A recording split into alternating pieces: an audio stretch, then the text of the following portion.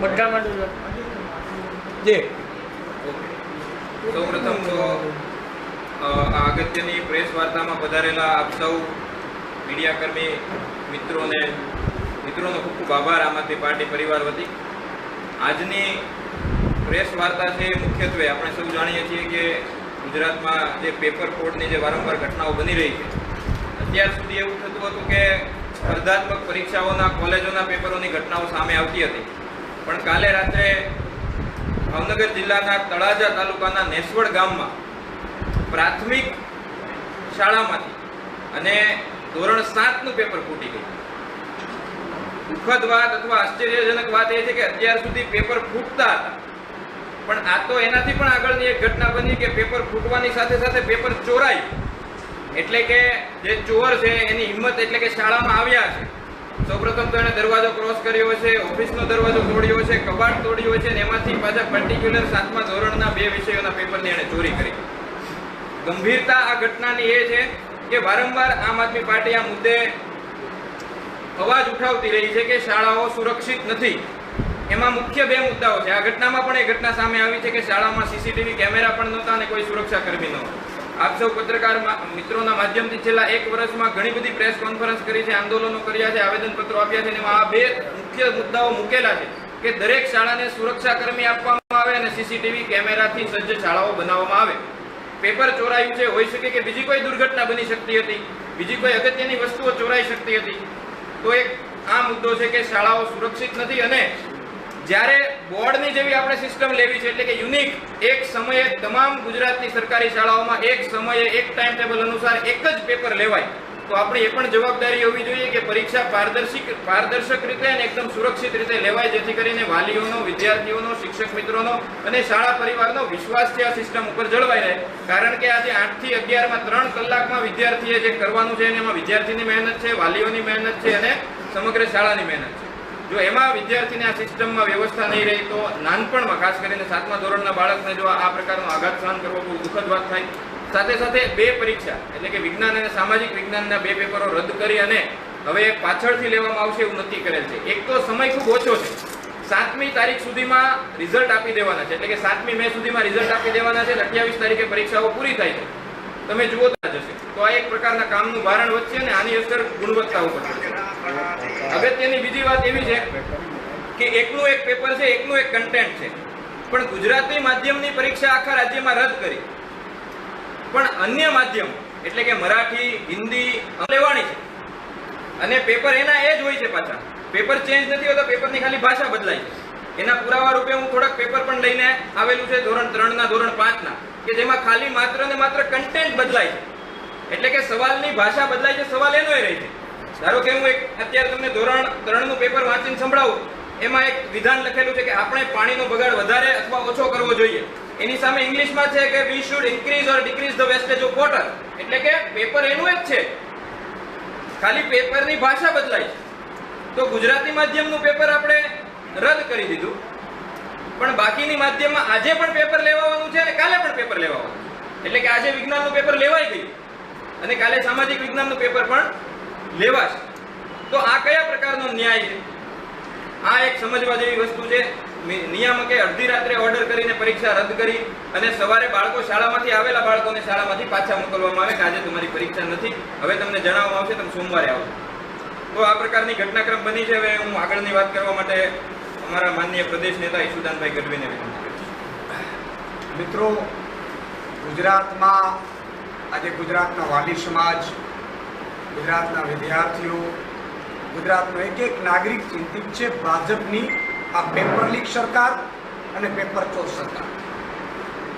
આજે હું એમ કહું છું કે અત્યાર સુધી સ્પર્ધાત્મક પરીક્ષાઓના પેપર લીક થયા.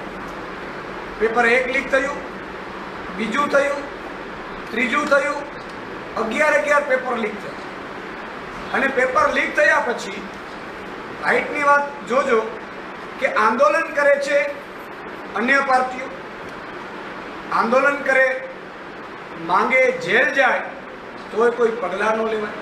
એટલે ભાજપ સરકારે નક્કી કર્યું છે જનતાને કે એક તો અમે શિક્ષણ સારું આપી નહીં શકીએ, તમારે ગુજરાતમાં રહેવું હોય તો રહો, નહીં તો બીજા રાજ્યોમાં ભાગી જાઓ. અને તમને ખબર હશે કે હું અભિનંદન આપું છું માનનીય મેયર શ્રી સુરતના, એમણે હમણાં સંતાનને વિદેશમાં મોકલવાનું નક્કી કર્યું. સારી વાત છે, કારણ કે અમે અહીંયા ભાજપના રાજમાં ભણાવીને તમે શું કરશો? બીજી વાત, આજે પેપર લીક થવાની ઘટનાઓ બનતી હતી, હવે તો પેપર ચોરી થવાની ઘટનાઓ બની, અને એ 7મા ધોરણના પેપર. તમે વિચાર કરજો, જો 7મા ધોરણનો પરીક્ષાનો પેપર જો ગુજરાત સરકાર લઈ નથી શકતી, તો આ સરકારને ખરેખર સરકાર ચલાવવાનો અધિકાર નથી. એક કાનૂન વ્યવસ્થા સંભાળી નથી શકતા ગુજરાતના અત્યારના મંત્રીઓ, પેપર નથી લઈ શકતા. પેપર સ્પર્ધાત્મક પરીક્ષા કરતા 7મું ધોરણ, હવે એ દીકરાને ખબર કેમ હશે? આજે 7મા ધોરણમાં ભણતો વિદ્યાર્થી એના મમ્મીને ત્યાં પપ્પાને ત્યાં રિટર્ન વિરાઈને કહ્યું હશે કે આજનું પેપર અમારો ચોરી થઈ ગયું. તમે વિચાર તો કરો, આ કઈ દશા ગુજરાતમાં ભાજપ સરકારે કરી છે. બીજું કે આ પેપર લીક સરકારથી ઉપર વટીને પેપર ચોર સરકારને મારે એક સવાલ કરવો છે ને, ગુજરાતના જનતાને મારે કહેવું છે કે આજે ઘણા લોકો ભરતી મેળો કરી રહ્યા છે.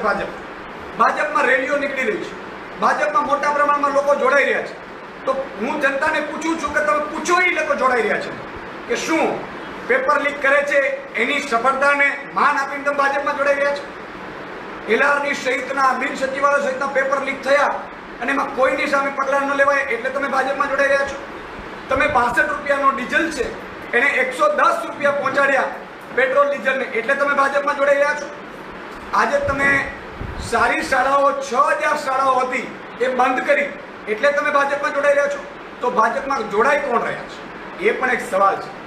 આજે બહુ દુઃખ સાથે કહેવું પડે છે કે વિપક્ષ પાર્ટીને પાછળ આખું તંત્ર લગાડવામાં, મોબાઈલો રેકોર્ડ કરવામાં આવે, એની પાછળ આઈબી લગાડવામાં આવે, તો આ બાળકોના ભવિષ્ય જ્યાં છે ત્યાં કોઈનું, હું એમ કહું છું, આઈબી કે સીસીટીવી કે કોઈ વ્યવસ્થા તંત્ર ન લગાડી શકાય. અને બહુ દુઃખ સાથે કહેવું પડે છે કે પેપર આ ચોરી થઈ ગયું, કોઈની સામે પગલાં નહીં લેવાય. માત્ર 2 નાના લોકો ભરાશે અને પછી તરત જ ભૂલી જવાશે. અને તમે વિચાર કરજો, અત્યારે ભાજપના તમામ નેતાઓ છે એ ગુજરાતમાં આવી રહ્યા છે ચૂંટણી રેલી યોજવા માટે. મારે ગુજરાતની નાગરિકને કહેવું છે, ગુજરાતના એક તમામ સમજદાર નાગરિકને કહેવું છે કે તમે આ વખતે, આ લોકો પ્રચાર કરતા હશે, ભાજપના ખેસ પહેરીને નીકળે છે, ભાજપના, હું એમ કહું છું કે જ્યાં સરકારી સંપત્તિઓ છે ત્યાં ભાજપના એમણે પોસ્ટરો લગાડ્યા છે, દોર્યું છે, ભીતો ચિત્ર છે. તો મારે તમે એને પૂછો કે આટલી મહેનત જો આ પેપર લીક થતાં રોકવામાં કરો, સારી શાળાઓ સુધારવામાં કરો, સારી પરીક્ષાઓ સ્પર્ધાત્મક લેવાય એમાં કરત, તો આજે ગુજરાતના નાગરિકોના આ હાલમાં. અને હવે ભાજપ સરકારથી લોકો ત્રાહિમામ પોકારી ગયા છે. એટલા માટે કટ્ટર રાષ્ટ્રવાદી પાર્ટી, આમ આદમી પાર્ટી, કટ્ટર ઈમાનદારીવાદી પાર્ટી અને કટ્ટર ઇન્સાનિયતની પાર્ટી આમ આદમી પાર્ટી આજે ભાજપ પાસે માંગ કરી રહી છે કે જો તમારી પાસે પેપર સુરક્ષિત લઈ શકો એવી વ્યવસ્થા જો તમે ન કરી શકતા હો તો મુખ્યમંત્રીએ રાજીનામું તાત્કાલિક ધોરણે આપી દેવું જોઈએ. આમ આદમી પાર્ટી આની ડિમાન્ડ કરી રહી છે. બીજું કોઈ કાંઈ સવાલ હોય તો? તમે એવું કીધું કે એક બાજુ લોકો ભાજપમાં જોડાઈ જાય, બીજી બાજુ તમે કીધું લોકો ત્રાહિમામ છે. સવાલ ક્યાં છે કે પેપર ફૂટી ગયો એ સવાલ છે કે લોકો ભાજપમાં જોડાય સવાલ છે? હું એમ કહી રહ્યો છું કે જે જનતાએ પૂછવું જોઈએ, જે ભાજપમાં જોડાઈ રહ્યા છે આગેવાનો, એને કે ભાજપમાં પેપર ફૂટી રહ્યું છે છતાંય તમે કેટલાક લોકો જોડાઈ રહ્યા છે, તો એ લોકો કોણ છે, શું કામ જોડાઈ રહ્યા છે? અને સવાલ ત્રાહિમામ જનતા પોકારી રહી છે, તો વિચાર કરજો કે કેટલાક જ્ઞાતિના આગેવાનો હજી પણ ભાજપમાં જાય છે, જોડાય છે. તો લોકોએ પણ એક સવાલ કરવાની જરૂર છે કે શું 62 રૂપિયા ડીઝલ હતો એના 110 કર્યા એટલે જોડાવ છો તમે? એક સવાલ તો કરો. આ મુદ્દો છે. રાકેશભાઈ, તમે શિક્ષણ સમિતિના સભ્યો છો, કેટલી વાર લેખિતનો વિરોધ કર્યો? ઓન રેકોર્ડ વિરોધ કેટલી વાર કર્યો? વિરોધ રાકેશભાઈ સામે રેકોર્ડ કેટલી વાર કર્યો? સામે રાકેશભાઈ કેમેરામાં લેખિતમાં કયા મુદ્દે? તમામ મુદ્દે લેખિત આપેલ છે. કોઈ બી મુદ્દે લેખિતમાં મિનિટમાં સામાન્ય સભામાં તમે વિરોધ કર્યો છે ખરો? સામાન્ય સભામાં લેખિત બોલીને વિરોધ કરવાનો છે. લેખિતમાં વિરોધ કર્યો છે ખરો? એક પણ વાર તમે અને આ બાજુ જોઈને બોલો ને. તમામ કોઈ સામાન્ય સભા એવી બાકી નથી. અરે વિરોધની ક્યાં વાત કરો છો? સામાન્ય સભામાં બોલીને વિરોધ કરવાનો. નહીં, મારી વાત સાંભળો. ગુજરાતના ઈશુદાનભાઈ, એમનો સવાલ છે, એમને બોલવા દો. હું તમને એમ કહું અરે છું પણ કે ઈશુદાનભાઈ, હું એમને પૂછું છું. તમે જેલમાં આમ આદમી પાર્ટીના ગયા હતા, લોકોએ ખબર છે કે નથી ખબર? અરે જેલની વાત નથી કરતો, એ શિક્ષણ સમિતિમાં સભ્ય છે, એક પણ વાર એમણે વિરોધ નથી કર્યો, બહાર આવીને વિરોધ કર્યો છે. તમે લખી નાખો બે તો. વાગો તો બે કઈ નથી. બે ગામ હવે એમની મિનિટ છે સામાન્ય સભાની, એમાં એક વાર વિરોધ કર્યો, બતાવો મને. કોણે સામાન્ય સભામાં આમાંથી મોટા ભાગના પત્રકાર મિત્રો આવે છે. છું, એટલે તમને કહું છું. અમે તો રોજે દર એકે સમયે તમે ખાલી સોશિયલ મીડિયા પર વિરોધ કરો છો. સામાન્ય સભાની એક-એકમાં વિરોધ કરે છે અને આ જે મિનિસ્ટ્રી વિરોધ લેખિત વિરોધ આપે છે તમે મિનિટ્સ બતાવો સામાન્ય સભાની મને. હા તો મિનિટ્સ બુક આ નેક્સ્ટ સામાન્ય સભાની આવે મિનિટ્સ આવે અને મિનિટ કેટલી સામાન્ય સભા ગઈ? કેટલી સામાન્ય સભામાં વિરોધ એક પણ સામાન્ય સભા મારી વિરોધ વગરની નથી ગઈ. વિરોધ અલગ છે. તમે મિનિટ્સમાં એક પણ વિરોધ નથી લખાયો કે મારો વિરોધ છે. તમામ જગ્યાએ વિરોધ લખાવું છું એક મુદ્દે વિરોધ લખાવું છું. તમને રેકોર્ડ મળી જશે. ના ના, અમારી પાસે પણ રેકોર્ડ એક પૂછ્યું છે.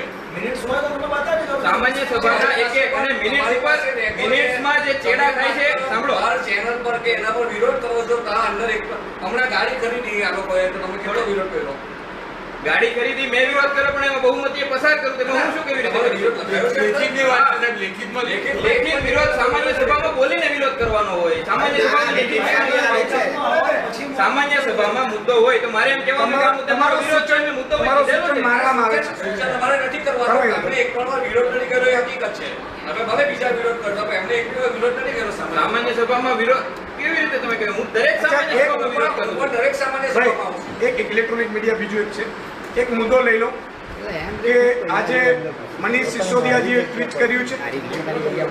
મનીષ સિસોદિયાજીએ એવું કહ્યું છે કે ટ્વીટમાં કે શું ગુજરાતમાં અને હિમાચલ પ્રદેશમાં ભાજપ આમ આદમી પાર્ટીથી ડરીને વહેલી ચૂંટણી લાવી રહ્યું છે અને જે રીતે અત્યારે સમાચાર મળી રહ્યા છે પ્રધાનમંત્રી પછી પ્રદેશ અધ્યક્ષો પ્રદેશ પ્રમુખો બધા ભાજપના નેતાઓ મોટા આજે ગુજરાતમાં લાગી ગયા છે અને જે રીતે વાતાવરણ સંભળાઈ રહ્યું છે આમ આદમી પાર્ટીથી ડરીને જૂનમાં ભાજપ સરકાર અત્યાર સુધીના મને લાગે છે ઇતિહાસમાં પહેલી વખત આમ આદમી પાર્ટીથી ડરીને વહેલી ચૂંટણી લાવી રહ્યું છે.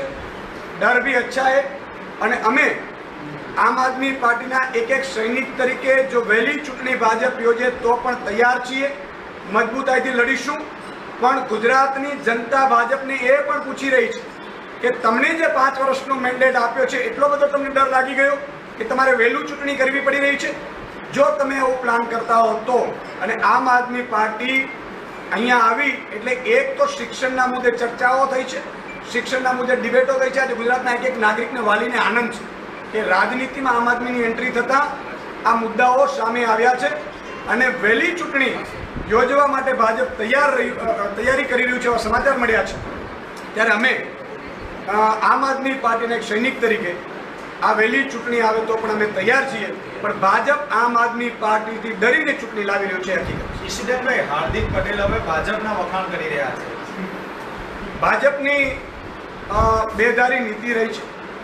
તમે જેટલા પણ તમે જુઓ જેટલા ગુંડા લોકો છે એ ભાજપમાં જાય એટલે જાણે ગંગાજીમાં પવિત્ર થઈ ગયા હોય એવી રીતે જાય છે. ત્યાં જાય એટલે પવિત્ર થઈ જાય છે. ભાજપમાં જેટલા બહેનો દીકરીઓ ઉપર અત્યાચાર કરેલા હોય એ લોકો ભાજપમાં જાય તો એ સારા થઈ જાય. અત્યાર સુધી ભાજપ હાર્દિકભાઈને શું કહેતું હતું? અત્યાર સુધી તો એ હાર્દિકભાઈનો ખૂબ વિરોધ કરતું હતું ભાજપ. અને અત્યારે ભાજપ છે એ હાર્દિકભાઈના આમંત્રણ આપી રહ્યું છે. અને હાર્દિકભાઈ જો કે હાર્દિકભાઈને વખાણ કરે તો કરી શકે, એ તો એનો પોતાનો વ્યક્તિગત નિર્ણય. પણ મારો જે સવાલ છે એ છે કે અત્યાર સુધી ભાજપ છે એ હાર્દિકભાઈનો વિરોધ કરતું હતું, એને જાતના ઉપમાઓ આપી હતી અને હવે એ હાર્દિકભાઈને આમંત્રણ આપે. કોણ આપી રહ્યું છે આમંત્રણ? ભાજપના નેતાઓએ આપ્યું. કોણે આપ્યું? નામ આપો ને, નામ આપો ને. કોણે આપ્યું? ભૂપેન્દ્રસિંહ ચુડાસમાએ આપ્યું છે. તપાસ રાખો તમે. ભૂપેન્દ્રસિંહ ચુડાસમા.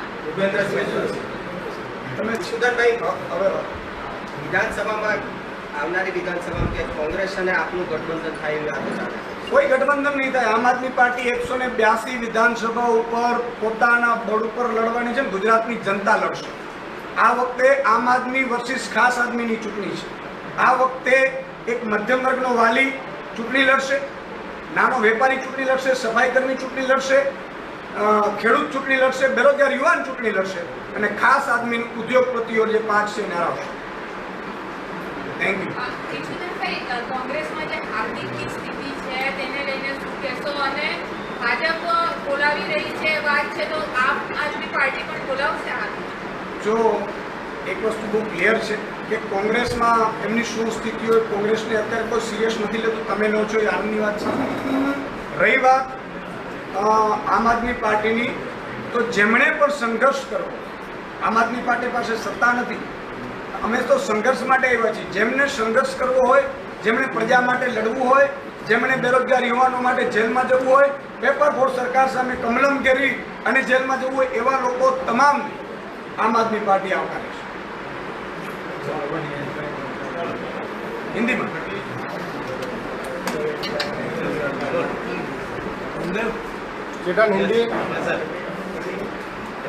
गुजरात में भाजपा के शासन में स्पर्धात्मक जो एग्जाम थी उसके पेपर लीक होते थे, लेकिन अब तो उससे भी आगे भाजपा ने विकास किया है और अभी 7th क्लास की जो पेपर है उसकी चोरी हो गई और मुझे लग रहा है कि भाजपा गुजरात में पेपर लीक पार्टी से और बढ़कर पेपर चोरी पार्टी बन गई है।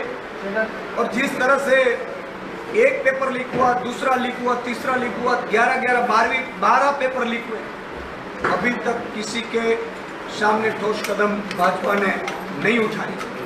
आम आदमी पार्टी के कार्यकर्ताओं ने विरोध किया था, जेल भी गए थे, लेकिन मगर फिर भी अभी भी जो पेपर लीक करने वाले हैं वो भाजपा में बैठे। तो जनता को, आम आदमी को ये चिंता है कि अब तो पहले तो यह था कि मेरा बच्चा कॉलेज में आएगा, फिर एग्जाम की तैयारी करेगा, फिर पेपर लीक होगा, लेकिन अब तो 7वीं कक्षा के भी बच्चे और उसके पेरेंट्स को ये डर लगने लगा है कि अब तो मेरे बच्चों का भी पेपर चोरी भी हो सकता है और लीक भी हो सकता है। Thank you.